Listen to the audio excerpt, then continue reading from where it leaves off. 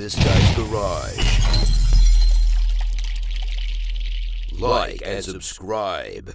The committee resumes its study of the impact of the criteria for awarding federal funding on research excellence in Canada.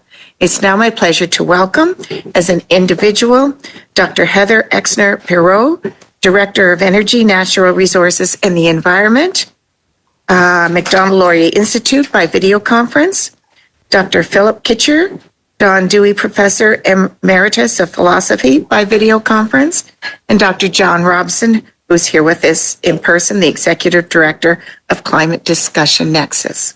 So welcome to you all. I interpret the study as assessing whether particular subjective or ideological considerations are distorting the type of research being pursued and funded in Canada today. I share my perspective as someone who has been a principal applicant, co-applicant, and collaborator on several successful as well as unsuccessful SSHRC grants. In addition, I spent several years in administrative positions at the University of Saskatchewan in roles that could be described as DEI focused with regard to Indigenous education programs and initiatives. But as a senior fellow at a think tank, rather than a faculty member at a university, perhaps I may provide an outside observer's perspectives on the ideological bias that has permeated our research systems as someone who neither needs nor wants to conform to it anymore. It has become the trend in recent years for research funding programs and faculty hiring processes to require applicants to describe their commitment to diversity, equity, and inclusion, or DEI principles. As the SSHRC website states, DEI principles must be integrated into research design. This can occur in different ways, such as through intersectional analysis, gender-based analysis plus, anti-racist and anti-ableist approaches, and disaggregated data collection. The University Affairs website provides guidance to prospective academics on drafting DEI statements. It suggests that if you're new to thinking about EDI and haven't considered how multiple overlapping systems of privilege or oppression may shape your point of view, consider pursuing some training. And furthermore, if you've not engaged in anti-racist service or research, think deeply about why you haven't engaged in these activities and what blind spots you may have because of your lack of engagement. I don't imagine many people are against diversity, inclusion, and equity in principle. I personally am not. But if I may quote Harvard Law School Professor Randall L. Kennedy, the diversity statement regime leans heavily and tendentiously towards varieties of academic leftism and implicitly discourages candidates who harbor ideologically conservative dispositions. As MLI Senior Fellow and Associate Professor in Political Science at the University of Guelph, Dave Snow has written in The Hub, there are currently several SSHRC funding streams that invite research that subscribe to a particular worldview to the exclusion of others. These include grants to study shifting dynamics of privilege and marginalization and the Race, Gender, and Diversity Initiative. I do not intend to make a straw man of the various research streams that our agencies fund, nor imply that good research is neither conducted nor supported. I do not intend to mock or undermine the objectives of inclusivity, diversity, and equity. But the phenomenon of DI has, in my opinion, that of many others, gone too far in narrowing and directing the kinds of research pursued in Canada to the exclusion of many other worthy avenues of research. My own think tank, the Macdonald-Laurier Institute, has evaluated the ideological bias in Canadian universities. I know you've heard from Professor Dummett. They found that in a survey conducted by Leisure, 88% of professors identified as left-leaning versus only 12% on the right, clearly not representative of the political leanings of the Canadian public. South of the border, this has led to pushback in several prominent universities, including Harvard, MIT, and most recently the University of Michigan, no longer require diversity statements for faculty members during hiring or promotion.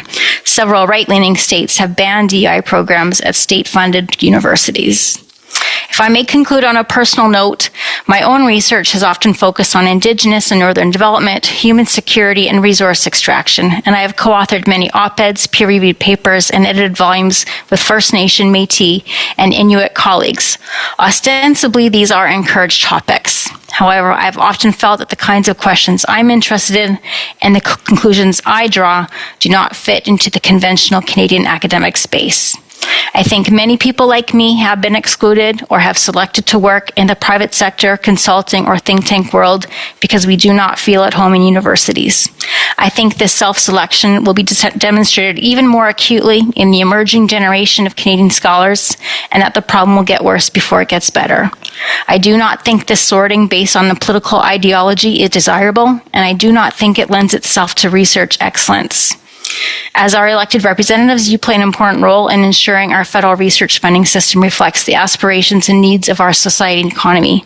I expect it would be difficult to explain and justify the criteria by which some of our research funding is allocated to many of your constituents.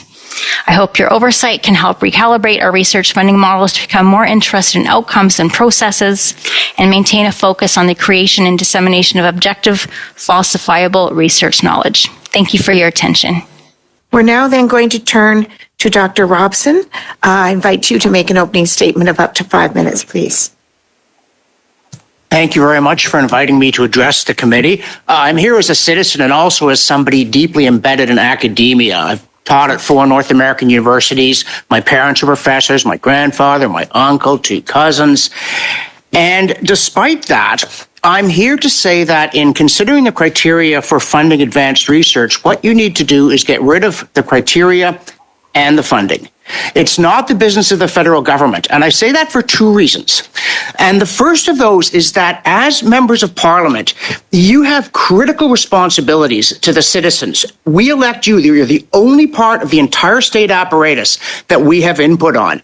And most of your core responsibilities are in a horrendous mess. And you need to get back to them. Now, the amount that you're spending on post-secondary education is making the mess there worse, so this is win-win. It's a provincial responsibility. Je crois que les députés du Bloc sont d'accord là. And yet somehow the feds are spending roughly $15 billion on it. And this at a time when the nation is over $1 trillion in debt. So you need to get back to things like balancing the budget. And I just looked at recent news stories. I'm just going to draw on very recent ones. We just got this bizarre Christmas tax break. It's going to save us each $4.51 and cost business millions to administer. So you guys need to be fixing the tax code, not genetic codes. And then there's defending the realm. This nation is defenseless, not just in the Arctic, but everywhere. Our military is in ruins. So you shouldn't be thinking about antimatter. You should be thinking about ammunition and getting us someone to fire it. Or infrastructure. I just saw a story that Via Rail is consuming $1,000 a passenger and can't make the trains run on time. And I was in an airport. We just hailed International Civil Aviation Day. Our airports have lousy Wi-Fi and no plugs. Or another story, the government just promised drinking water on Aboriginal reserves. Well, that's a core responsibility. Tap water, not heavy water. Now, and then there's the federal court saying they're going to have to curtail hearings because they haven't got staff and they haven't got funding. Justice is as core a duty of government as you could find other than national defense. And this is the kind of thing that the 338 members of parliament need to be on full time. You shouldn't be chasing laser beams. It's not even in your jurisdiction. You don't have time for it. And I don't really think, Madame la Présidente, in fact... Madame la Présidente, s'il vous plaît. Ouais, en fait, c'est parce que j'entends les 2 interprétations dans la... I'm hearing both audio signals in my ear. It's very difficult to do something about it. I'm hearing both voices, English and French, in my ear. Can you please correct that? Oh, is there another set?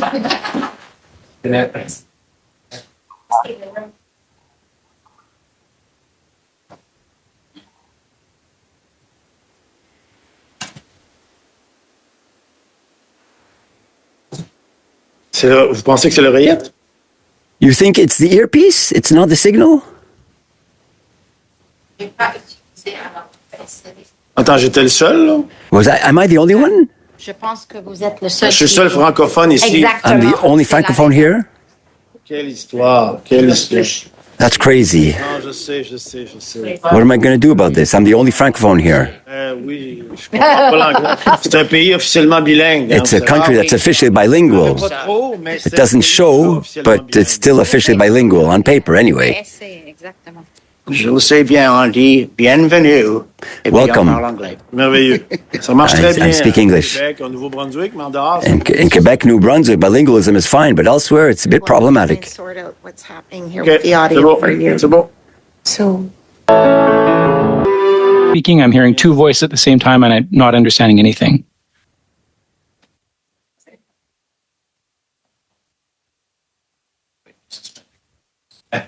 okay. We'll suspend while we try again to sort this out.